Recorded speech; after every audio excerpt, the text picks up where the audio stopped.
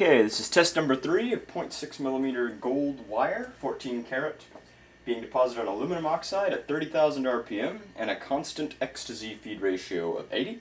We're making a meander geometry to build resistors with known values who can be thermal cycled later. We're depositing at a surface feed rate of 75 millimeters per minute, and I'm going to go ahead and start the spindle and start the deposition.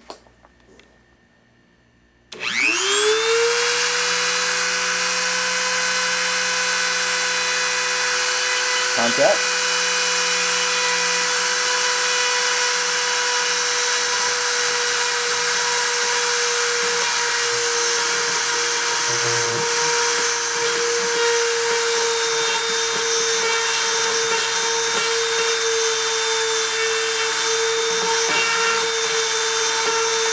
Starting deposition.